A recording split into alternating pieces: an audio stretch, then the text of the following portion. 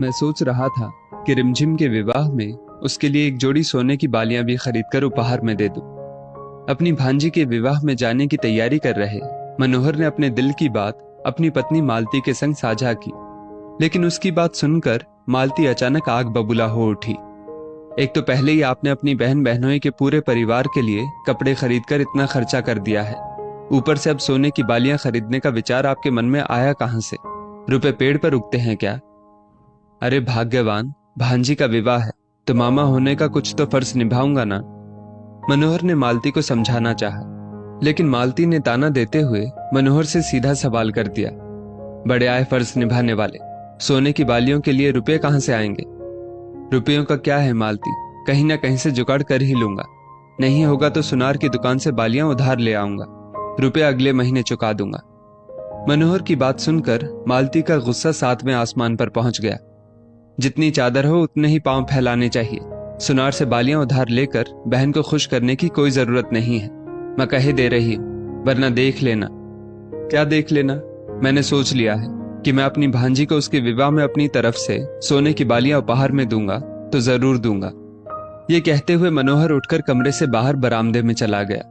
रिमझिम के विवाह में इतना महंगा उपहार देने के प्रति अपने पति का उत्साह मालती से सहन नहीं हो रहा था। उसने कुछ बात कर अपने दिल की तसल्ली पाने के लिए अपनी मां को फोन लगा दिया। दूसरी तरफ मोबाइल की घंटी बज रही थी, लेकिन कोई कॉल रिसीव नहीं कर रहा था। कई बार कॉल लगाने के बाद आखिर कॉल रिसीव हुआ। हेलो दीदी। कॉल मालती के छोटे भाई मनोज ने रिसीव किया था। मनोज, मैं दीदी बोल रही हूँ, माँ कहाँ है? छोटे भाई द्वारा माँ के मोबाइल पर कॉल रिसीव किए जाने से मालती तनिक हैरान हुई, लेकिन मनोज ने बहन की जिज्ञासा को समझते हुए उसे पूरी बात बताना जरूरी समझा। माँ बाजार गई है और गलती से अपना मोबाइल घर पर ही छोड़ गई है। अभी मैं घर पर था, इसलिए आपका कॉल मैंने रिसीव कर लिया। अच्छा अच्छा, समझ गई। पूरी बात समझने के बाद मालती ने राहत की सांस ली, लेकिन मनोज ने आखिर पूछ लिया, माँ से कोई जरूरी काम था क्या दीदी? क्या बताऊं मनोज, तेरे जीजा जी ने तो मेरा दिमाग खराब कर रखा है। क्या हुआ दीदी, बताओ तो सही। उनकी भांजी है ना रिमझिम, उसके विवाह में वो सोने की बालियां दे रहे हैं, तो देने दो ना दीदी। अरे तू पागल हो गया है क्या? भांजी के विवाह में इतना खर्चा करने की इन्हें क्या जरूरत है? दीदी, शादी ब्याह में भाई को रिश्ता तो निभाना ही पड़ता है ना। लेकिन भाई, रिश्ता अपनी हैसियत में रहकर निभाना चाहिए।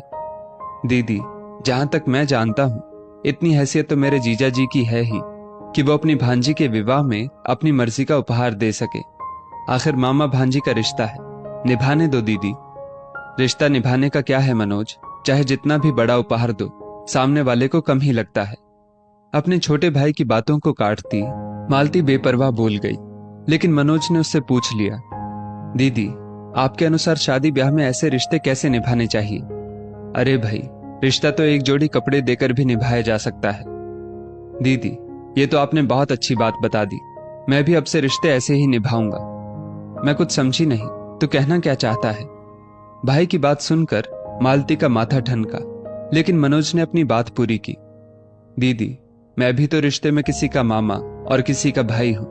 मेरी भी तो भांजी है, आज नहीं तो कल विवाह तो उसका भी होगा।